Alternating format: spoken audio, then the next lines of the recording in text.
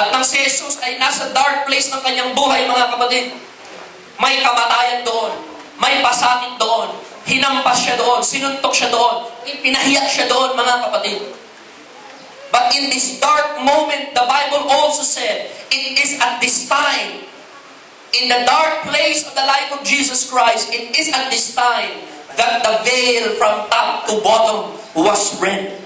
In this dark time of Jesus' life, hallelujah, it is dark for Him, but it was light for us. Sa dark time na ito was Jesus' greatest victory. Nang kanyang hinapak, mga kapatid, ang separation between God and man. At ngayon ay wala nang hadlang, mga kapatid, sa ating paglapit sa Panginoon.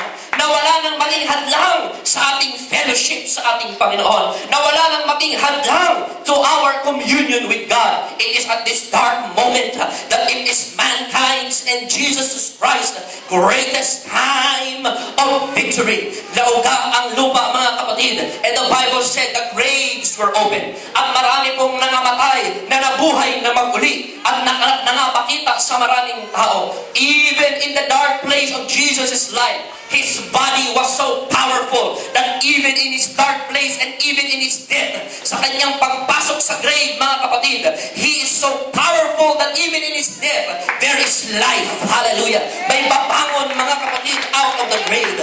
And they buried Him. Nilibing nila ang ating Panginoon. And for 3 days, He was alone in the dark. But we know that in this darkness, Jesus Christ went down to the very gates of hell. At kanyang muling binawi, mga kapatid, mula sa kaaway. Ang ninakaw ng kaaway mula sa atin. He went down to the very gates of Hades and took back what the devil stole from us. Kanyang muling binawi ang susi of death, hell, and the grave. At muli siyang nagbangon ng may pagtatagumpay with all power in His hands, with all authority in heaven and in earth that was given to Him. And now, He is alive forevermore. If you are experiencing a dark place, there is resurrection. There is restoration. Hallelujah. There is things that God wants to give back to you. And there can be a victory even in the dark place. There is fellowship with God. There is communion with God. There is a greater power over death, hell, and the grave, even in the dark place.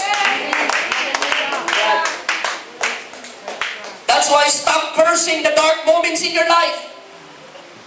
Amen. There is a Christianity that is proliferating in the world today, wherein everything is good and everything is happy. Even if we have received Jesus Christ at Kristiyano tayong matapat, things will happen in our life that is beyond our control. Amen. Yes. Amen. What do you do now in these dark times if you think that serving God is only about happy moments? Yan, mga kapatid. That is the kind of Christianity that people want. That automatically when they pray, they receive what they ask for. That they receive and get what they always want. And if God stops giving them what they want, they stop serving God. Amen. It's the kind of Christianity that people want. Na lahat maganda at lahat masaya. But the Bible and the Word of God is telling us that there will be dark places in your life. But there is hope in the Word of God that even in the dark places, God is there. Even in the dark place, there can be victory. Amen. If you allow God to work in your life. Amen. That's why stop cursing the dark. You see, I will repeat for the third time, stop cursing the dark moments. Because it is in the dark that God wants to transform you and give you a new song. Go through the dark with patience. Keep running the race with endurance, mga kapatid. Hallelujah. Even in the dark place, be persistent. Be consistent. Be faithful. Be insistent in your walk with God. Because although you may be walking in the shadow, hallelujah, and walking in the valley of the shadow of death right now, but David said, I will fear no evil, for God is with me. And there is a table waiting at the end of the valley, and even in the presence of your enemies, you can eat at the table that God has prepared for you.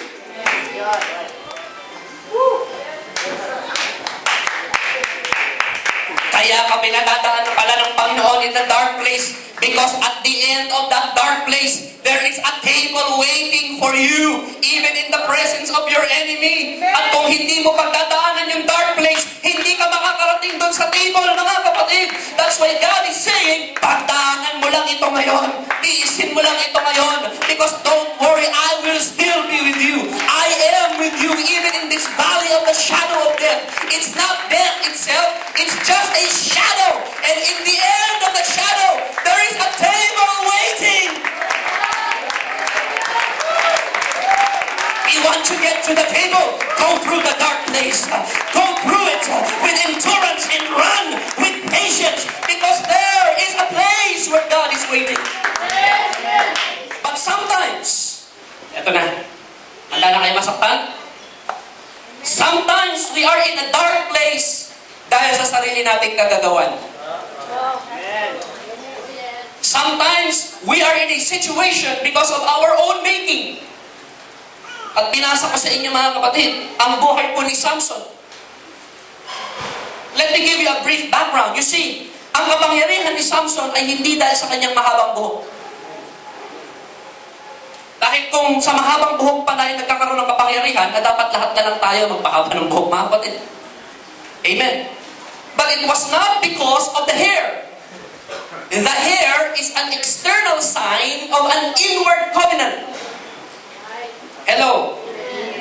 Samson's hair was only an indication of his covenant with God, the Nazarite vow. Amen. And so, that hair was an outer sign of an inner relationship that he had with God in his heart. The hair is not the covenant, it's the heart. But since it's in the heart, nakikita sa panlabas. Your long skirt does not make you holy. It is your relationship with God. But because you have a relationship with God inward, it shows on the outside. Hindi sa pagpapahaba ng buhok, kayo pinapakingbanan ng Diyos. No. It's in your covenant with God, in your heart, that you're going to keep yourself pure for the Holy Ghost. But because you have that covenant in your heart, hindi mahirap makita sa panlabas. And so if you're having trouble with your hair being long, it's not a question of fashion. It's not a question of the hair in itself. It is a question of the heart. Oh, I have offended some of you. Hello? Hello? When you get your heart right, there will be an external sign. Kung hirap kang magbigay ng tithes, it's not a question of finances, it's a question of the heart. Kung hirap kang dumating ng maaga sa church, it's not a question of your time management, it's a question of your heart. Oh, God, oh, God. Oh, I need a witness in the house here this morning. I hope there's somebody that can shout amen. It's always a heart issue. Why? Because God looks upon your heart. He does not look upon the countenance of a man. He looks upon the heart. It's always a heart issue. It's a heart issue. Tanungin mo yung katabi mo, sabi mo, how is your heart?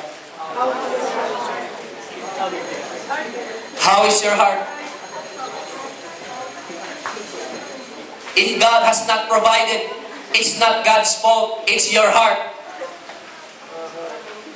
Because in the Word of God, pinangako ng Panginoon, He will always provide.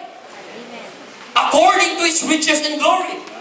And so if He has not provided, it's not the fault of the Word of God. It's not God's fault. It's always the condition of our heart. Let me get off that.